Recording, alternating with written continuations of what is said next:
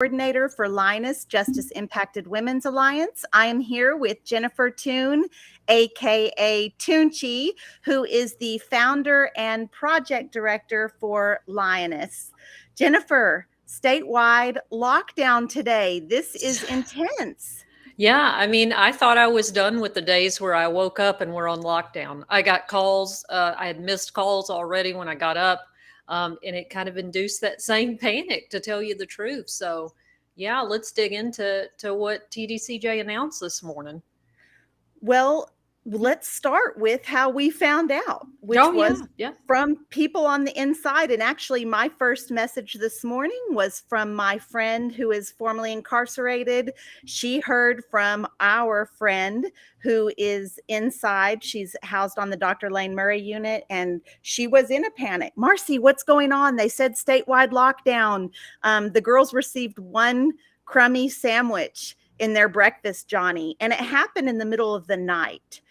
They came in, the way they described it on the Dr. Lane Murray unit is that they came in and said, woke everybody up in the middle of the night to say, everybody's on lockdown, no movement, we're not going to breakfast. And it kind of would make you have a panic, right? And that happened about 2:30 in the morning. Yeah. Same with all of the Lioness members that had called me, just panic stricken, like because that's part of, especially our nature as women, I think for anybody, but there's this, whatever's happening and nobody's explaining why or how or what. And you're desperate for answers when this kind of stuff happens. Well, that's exactly right. So since then, we have gotten more information. TDCJ first sent out a notice to all volunteers, basically anybody that was registered volunteer, any organization that was registered as volunteers, saying, what did that say exactly? Well, it just kind of let volunteers know, hey, don't come to the unit. We are on a statewide lockdown. Please get a hold of the chaplain for more updates. But we're doing this to handle some dangerous contraband. It was very brief, but it's interesting. They sent that out first before they made an official statement through their channels. Right, because we were seeing that notice. And then, of course, you and I were both all over the TDCJ website. We were all over their social media because we want to know what. And a news article by the ABC, the DFW ABC, actually came out, which was also very brief. And I believe based on that notice to the volunteers, right, saying that TDCJ, because of the increase in deaths related to dangerous contraband, that they are doing a statewide lockdown, and basically it's a shakedown. Yeah. Yep. It is. So, do you have the announcement where you can screen share, or should we just read through it for folks, just as an overview of what they finally did announce on their social media and their website? I can send that to my, can I send it to my computer? Am I swift enough to get this done in a timely fashion? Well, so let's see if I can just share it right now, because it's on my screen. Let's see. I'll try it out. My phone has been, can you see it? Yeah. Okay. My phone's been ringing for about the past 30 minutes since you and I talked. Reporters wanting to connect with formerly incarcerated people to find out exactly what this means. I referred them here. I will share this live with them. And I've also had been making connections. So, girl, I came on here without even barely any more. I know. I called you 1 minute before we started, and I was like, girl, where are you at? And you said, don't call me. But that's a whole right. That dynamics for later this evening. So this is the TDCJ news, effective today, September 6th. And Marci will put that in the chat where you can find this. You can also see at the top there. You just Google tdcj.gov, and it's going to be right there when you open their website. And we see what they're explaining here is that to combat the contraband, they're doing a statewide lockdown. They're going to effective immediately. And let's make sure that we hit these 2 points, Marci, because I've made sure to post it on all of our official Lioness channels, is that visitation is immediately suspended until further notice. They will have access to their, the phone system on their tablets and being able to send email. But, the digital mail out, where they couldn't receive physical mail, that was to be a slow process. We were not happy about it. But it was to be a slow process. And guess what? Effective today, all mail will be officially sent.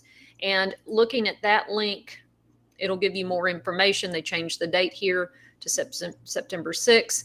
And it explains to you what address you are to send all your physical mail correspondence to. So people can check that out. I just wanted to make sure that everyone knew, not only is this lockdown happening, but please don't drive up there for visitation because it's canceled, and all of the mail, no slow rollout. It is all effective today to be mailed to that address. So we already have some questions. Daisy's asking, will this be posted? So yes, it will be posted on the Lioness Facebook page, on Jennifer and I's, both of our personal Facebook pages. You can share it from there. It's on my YouTube. You can share it from any of those places, and it will, when we finish the live, it will record. Anthony's talking about the dangerous temperatures, what happens when you're on lockdown, and it is. Can you touch on that, Tunchi? How the temperatures just seem to be so much worse when you are confined to your closed cell or cubicle with little airflow. Yeah, I mean, because when you're confined either to your cell or to your cubicle, that limits your access to any type of movement of air other than, perhaps the commissary fan you have. It closes you in more, right, to movement of air. Marci, can you explain to everybody, because I've seen on different pages, all the confusion. Girl, this took me all the way back to being locked up, because it was all these rumors about why this was happening, even down to Ken Paxton being on trial right now. And I'm like, I don't think that's it, although I'd never be surprised. What are the different types of lockdown and the reasons for it? So let's start with the biannual, annual lockdowns. What is that? Right. And we're getting a lot of people saying, why is everybody freaking out? They do this every year, but they do. It's required for an annual lockdown, but some units do biannual lockdowns. And that's just where they shut the unit down. They stop all incarcerated persons' traffic. Nobody's going anywhere, and they search everything. They search the entire unit. They search everybody's property, and they're looking for contraband. And like I said, I think policy requires that happens once a year, but it's up to the unit warden if they do it twice a year. I've always experienced it twice a year while I was incarcerated. It's miserable, but you know what to expect. When it comes around, when it gets about 6 months since the last one, you start to think, is it going to happen today? Is it going to happen today? And Anthony's pointing out something that in solitary confinement or administrative segregation or restrictive housing or whatever pretty little name that TDCJ puts on that those shakedowns are done quarterly. So good point. Thank you for that. Well, and Marci, I want to, remind everybody too, especially, I don't know how restrictive those just normal regular searches lockdowns are for men, but I know for us we had the biannuals, and they had stopped completely shutting the unit down, and they would just lock down dorms and what we called a rolling lockdown, so that we still went to chow. The rest of the unit functioned while each part of the unit was searched, take your property to the gym. It's miserable, period. But it did give us a level of freedom, and it wasn't near as bad as being completely locked down, which let's move into the disciplinary lockdown, or the administrative lockdown. So what is a disciplinary lockdown for a unit? And these are individual units happening at different times. It's not all at once. So a disciplinary lockdown, Tunchi, I never experienced one my entire incarceration. What? We did at Mountain View. Yeah, I know that happens a lot more frequently on men's units, and I hear men talking about it on social media and through our networks here, but you better talk about that. Yeah, well, I figured that Lane Murray would have had some, but I think that the violence is different on women's and men's units, and I think that they compartmentalize them differently. So it could have been like at Hobby, a dorm will get locked down, but it was when Shaky, that was her nickname, had enough, and I can talk about it with some other day on a podcast. But I know Shaky. You know Shaky, yeah. So she lost it. She could not deal with the abuse from staff anymore, and it was bad. It was bad. She attacked an officer. Anyway, the whole unit was on. It was a disciplinary lockdown, right? And it was for security, and it was only for a day or two. But I know that Hobby does experience that more frequently, especially in the past. That if there's a bunch of fights breaking out, and I remember the day Shaky did this with the kitchen boss, there were 2 fights in another dorm. And it's almost like violence is contagious when it starts popping off like that. So they just locked the unit down for a day or two until everybody got calm and settled. But certainly the men have disciplinary lockdowns because their level of violence is different. And it is like the first lockdown we talked about, except it's more restrictive, that nobody, it's to punish. So we're getting in the chat different people talking about disciplinary lockdowns on different units. So that's definitely for sure a thing. And then there are other security type lockdowns. Basically, if something happens, I remember being on lockdown in 2016 when there was an officer in Abilene, I think the unit in Abilene that got attacked in the kitchen. Yes. And they put us all on lockdown then. And I think it was just a few days, though. It wasn't for an extended period of time, and there were no searches involved. It was just hey, we want to make sure there's not fixing to be an uprising type situation. Right. So now so you can see it escalating, I guess, as we're laying out the different types of lockdowns to what we're talking about today, which we've seen statewide lockdowns. That means every facility under the agency's control is locked down, no movement. Look, the first thing I asked my person that called me, I said, did y'all turn out? Did people turn out to make the Johnnies? She goes, no, staff are making the Johnnies. Okay. Now we know this is a level that is very different because staff hate making our food.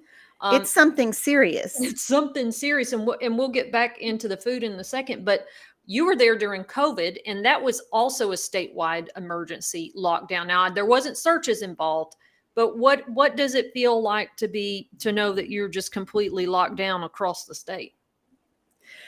Well, it was a really scary feeling to know that it was a statewide situation, especially during COVID, because we knew it had to do with medical.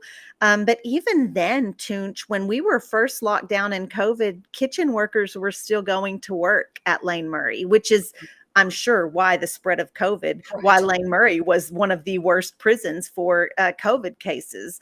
And we're talking about Johnnies, and we're talking about kitchen workers and what that means. And so a Johnny is a sack meal, and it's prison slang here in Texas for what we call a sack meal. I don't even know the story behind that.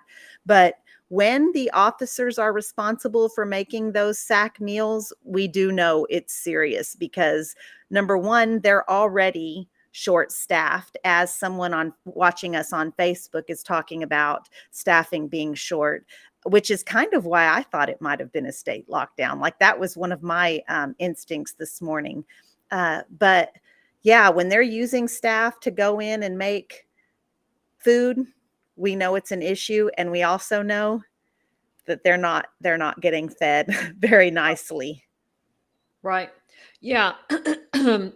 the statewide lockdowns usually have happened. Just there's an incident that's happened. The guy that escaped last summer, they all went on a statewide lockdown, like you said, to just make sure everything is secure and settled. There's no, outrageous uprising, riots, or whatever. But what we're talking about now is what we saw when we were all locked down after the McConnell 7 escaped. Everybody went on lockdown, and they tore our property to pieces. Now, I feel like that was also punishment. But I feel like, that's kind of where we're at with this. They're going to be going in, no movement, staff's making the food, and they're going to tear those facilities apart, right? Looking for contraband. So let's talk now, Marci, about what does that mean for the folks on the inside? And you already talked about the food, so I'm going to share just a little bit of this article here that Carrie Blakinger wrote at the beginning of COVID that kind of really demonstrates what we're talking about here. This is what's in those Johnnies, like you said, the sack lunches. So, and the bigger the unit, the worse the food.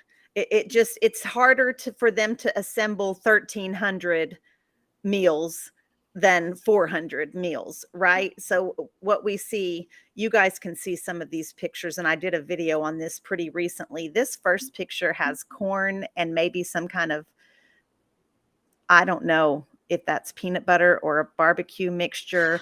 No telling. Yeah, and this is what we were looking at. Now, because of this article and because of new commitments from the agency, we're going to see. They have said that they are making an effort. TDCJ has said they're making an effort to improve the food. And this is the test, right? Is we're fixing to see. And the same way that these pictures came in, I promise pictures will come in. We'll know what they're eating for certain. Well, and I remember when COVID was going on, y'all had no vegetables, no hot meal this was going on 2 or 3 months. Now, I don't think this will go on that long, but I mean, it's still right. Like you said, if y'all are committed to making sure people get nutritious food, when things like this happen, I guess we're about to find out, because, for them towards the end of COVID during those lockdowns, they were just, God, I remember the picture of the Johnny with the weenie, and I think there was a turnip in it. They were like, there's the vegetables. But in some places they had bought those, those portable, trays that they could bring, like they do down ADSEG, and they were handing that out but that was a lot of pressure from folks on the outside. When I was shocked, Marci, when people on the outside saw this and had such a reaction to it, TDCJ did take notice. They really did. So we'll see. But this is, ladies and gentlemen, this is what's happening in those Johnnies. Yeah, that's for sure what they're eating. And right now, and it's probably, they might be a little bit late for lunch, quite honestly, because they weren't really prepared. Staff wasn't fully prepared to make Johnnies. But right about now, it is 11:50 a.m. and some folks are already eating. We'll be hearing about that for sure. Okay, so what is different about this lockdown? First, let me just say that means every incarcerated person is not only confined to their dorm, but to their actual living space. If they are housed on a unit that has bunk bed housing in an open dorm, they are confined to their bunk bed, not to the area that their bed is in, but to their bunk bed. Each unit and each correctional officer has a different policy of how they can use the restroom, but for sure there's no showers today. So that's another thing. So for sure that if they are housed in an open dorm that has cubicle style housing, then every incarcerated person, those incarcerated folks, are confined to their cubicle area, not to the day room, not to the public phones or the communal phones. And then if they are housed in cell block housing, they are confined to their cells.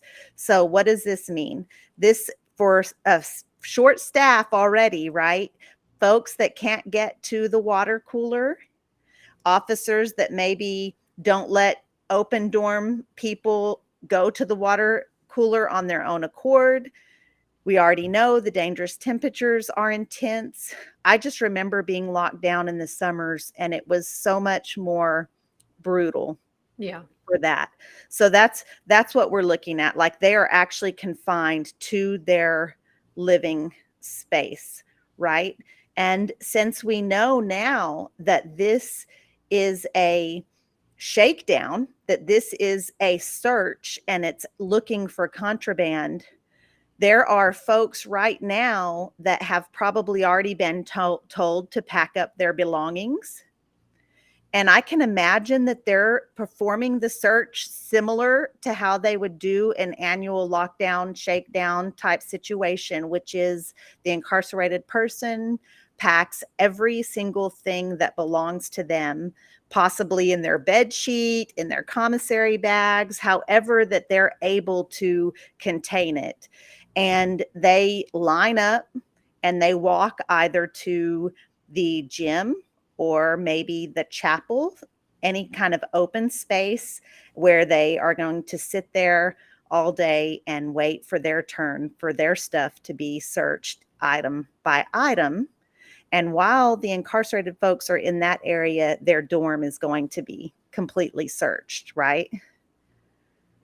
I mean, the officers, because that's two searches going on that you're talking about. It's being in the gym or the chapel, and when it's your turn to place your stuff on the table, they're going to go through. They're going to put their hands on every single item you have, and then when they get done with your property, they move you to another area in that building where they strip search you.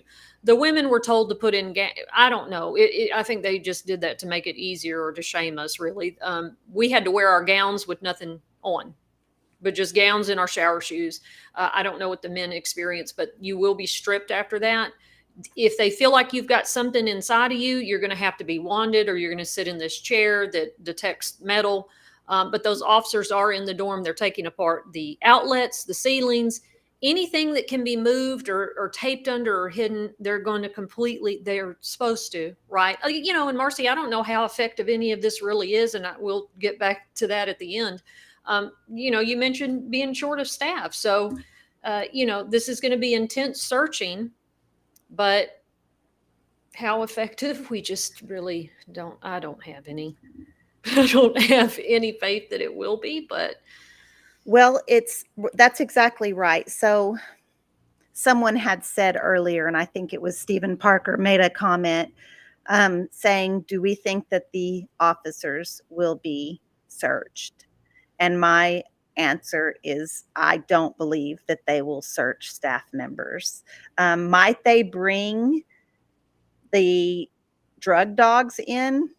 They will probably do that, especially on some of the bigger units and some of the men's units where that problem is more prominent, right? But no, I don't really think staff is going to be searched. I didn't, just like TDCJ immediately stopped the rollout for the mail. You can tell that they are putting the blame on dangerous contraband on mail and visitation. What we're going to see, and let me just make a prediction right now, you guys can mark it down. We are going to have no incoming mail, and we are going to have visitation shut down, and we are going to be searched, and there are still going to be dangerous contraband such as illegal substances in our prisons, and it's not going to be coming in from visitors, and it's not going to be coming in through mail. Well, for sure, Marci. I mean, we saw that during COVID when y'all were inside, didn't have any visitation for months, and they had already started to limit the mail, and the contraband rate skyrocketed so much that TDCJ, when it was pointed out, ended open conversations with advocates at the time, because we said, well, I don't understand. This should actually be the moment that proves your point that the majority of this is coming from visitation in the mail. And what it's showing is, nope, it's kind of leaning more towards what we've all been saying. What I see in the comments and what I posted on Twitter today is, you can clean house, clean it up, paint it, but you put carpet down, make it look beautiful, and search every inch top to bottom, search every person's body. And guess what? You're going to leave it looking immaculate. And then guess what? It's not going to stop, because they're not getting to the core of why is this epidemic of substance use happening and how it's getting in there. Because until they address those two things, that's the core. This is just going to happen all the time. It's just going to happen all the time, these type of restrictive lockdowns. And, what did that do to your mental health? Man, I want to talk about, and let's talk about what that kind of lockdown does to your mental health. And this is a good point that Stephanie's bringing up. Just got off the phone with her loved one, and they had no clue what was going on. And that's not something that surprises me at all. The correctional officers, the non-ranking, let's just say that, non-ranking correctional officers, and then the incarcerated individuals are always the last to know what's going on. And that's a very scary feeling. Yes. To be in there completely locked down. We don't know. I mean, honestly, the type of things that go through your head, like, wow, was the United States attacked? Like, they don't have any way to see the news. We're just thinking of all of these things, what has happened for it to be a statewide lockdown. And it is a scary, stressful situation. Now, we didn't have tablets. Marci, you know what, one of the girls asked me this morning was, Jennifer, I know it's probably like something happened. There's probably something violent. I don't know, but girl, I'm scared. Is there another, like a disease or something? Because like I heard something on the news about COVID. There was another variant. Like, are we going to have to go through? This was what they jumped to. And this is, something you and I had talked about this morning. Like, where is your official statement? You are letting news source and people on the inside, and you're waiting. If you made this decision early in the morning, you should have issued something immediately. And this is what we've talked about. If the agency wants us to trust them, which we do not, it's pointing to things like this that shows why we don't trust you, because of the transparency and the communication. That's exactly right. Something should have been said very early on. And frankly, at the beginning of business, if you lock down in the middle of the night, everybody's already confined. They're not hiding contraband. They're not traffic and trading and moving things around the unit because they are locked down to their housing unit. That it could have been said. So that's exactly right. We went from a COVID lockdown where we were locked down for months and months at a time. And it is scary. So I bet that there are people inside right now thinking that, is this a long-term thing again? And on social media posts, people are saying, is it COVID? COVID's flared back up. COVID's flared back up. So that's a realistic concern.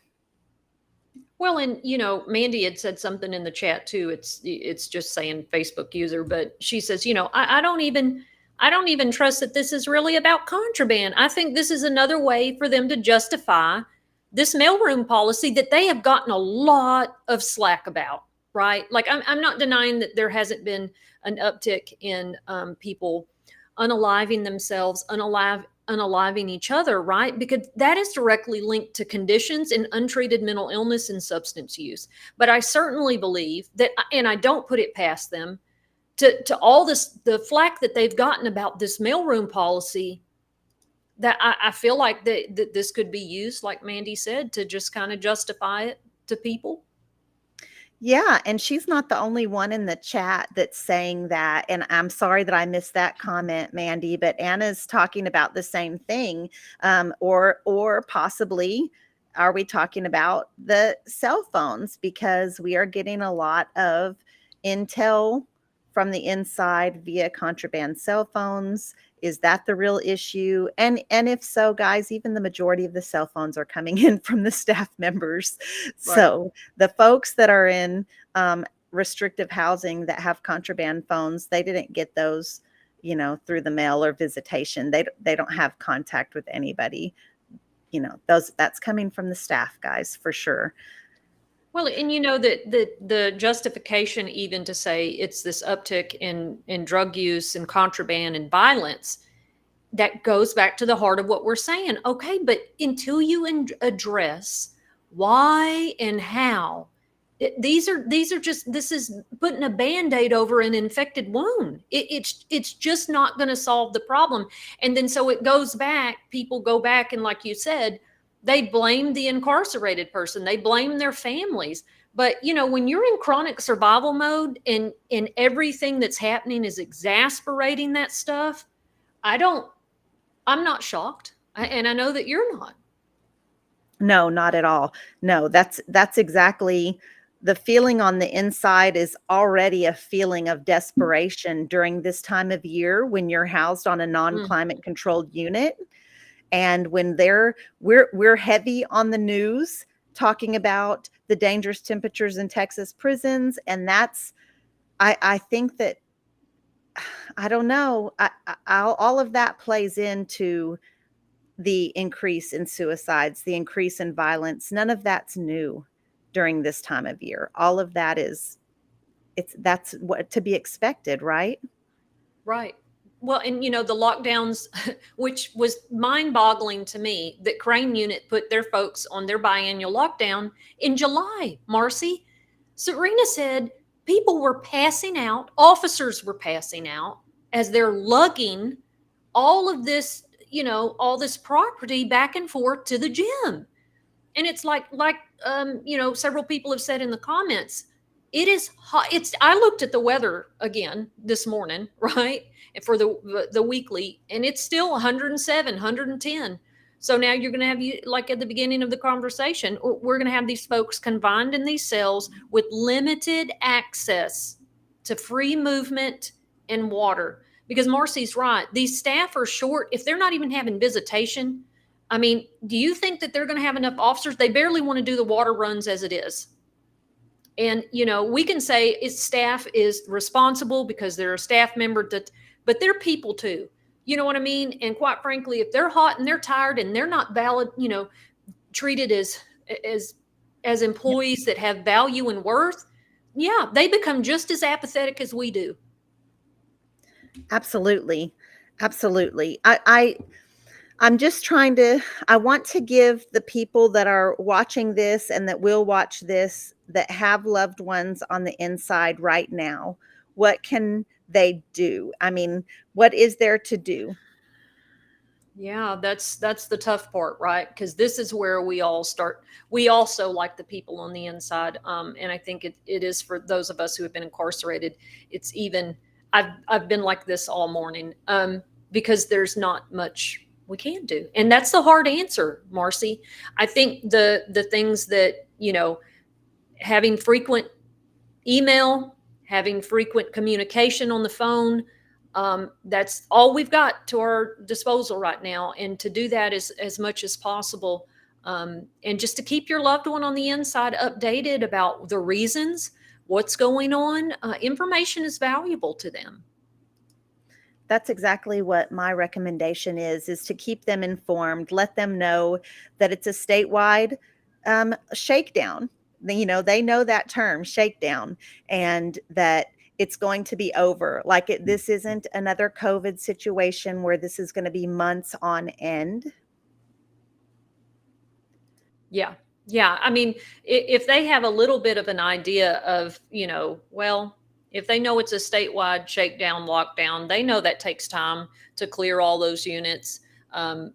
So they understand that. But as long as they have information about what's going on, they're able to relax at least a little bit.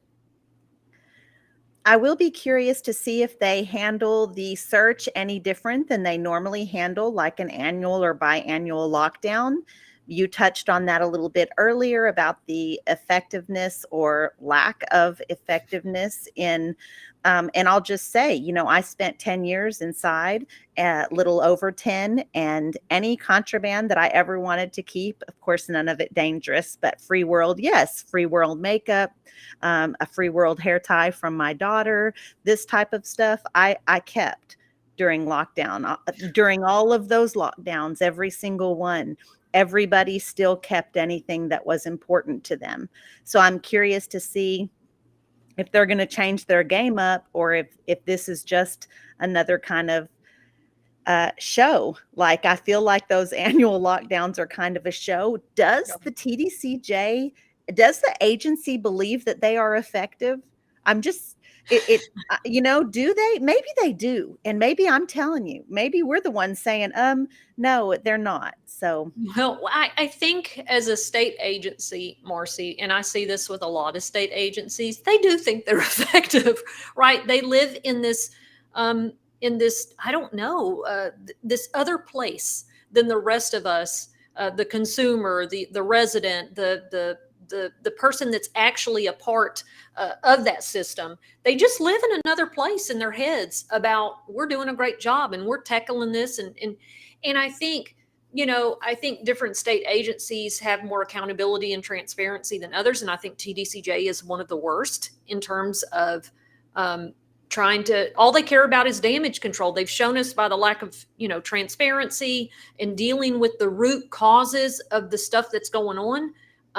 You know, so this is why they have the outcomes that they have. But, you know, we all know. I remember a reporter friend told me how one guy kept his cell phone and he was transferred to 3 different units in one day and searched every time he got off that bus, his property search. This is not, again, you can clean out the house and get all the bad stuff out. But if the person that lives there is just going to, you know, that they're still, you know, not dealing with the things that are driving this, it's just for show. It's just for show. And Rhonda's making a great point that they're blaming drugs for deaths instead of the heat. And it made me think, I wonder if this is a bit of a distraction move on their part as well, because they are getting a lot of negative press regarding the dangerous temperatures inside. Yeah, for sure. I agree. It's to deflect from their terrible new mailroom policy, which is not about contraband. And me and Marci always say, because there's always the, you know, we're not saying that doesn't happen. What we're saying is that the majority comes from the staff members. So, and the reasons behind the, you know, the mailroom policies was mainly about money, you know? And so, yes, I believe that a part of this may be some effort to get things under control, but also to deflect from those other things. Absolutely. Any other thoughts that maybe you have that people need to know about what incarcerated folks are going through right now? I think that we covered every direct question in the chat. If you guys had a question, maybe we'll just stay on like another 30 seconds to make sure we're covering everything. But mostly, I just remember feeling like the lack of information was a big problem. It was a high stress situation for staff being on a shakedown style lockdown. The staff, they're on edge. They're a little more aggressive than they normally are, trying to get things done because they're hearing from their supervisors. I mean, it's just on down. So definitely that. Any final thoughts from you, Toonch? Yeah, I mean, a lockdown of this magnitude really amplifies all the things that we hate the most about prison. Lack of communication, lack of information, strip searches, people touching your property, stress, heat, all of it. This is the perfect storm of it. So again, just to remind y'all to just check on your loved ones, stay in contact as much as you can, and share whatever credible information. Okay, find places where you feel that information is credible. I feel like Lioness is one of those places. Marci, you know, do you have some other places you can recommend for folks? Well, for families that are part of the Texas Prison Advocates, Texas Alliance? Prison Alliance. Yeah, Yes, that's a great Facebook group that they're trying to keep the information kind of under control. What you don't want to do is to pass on information that you're hearing in the comment section, right? You want to pass on information that are links to news articles or links to the TDCJ website, right? So that would be my recommendation for sure. And I think that that's probably it.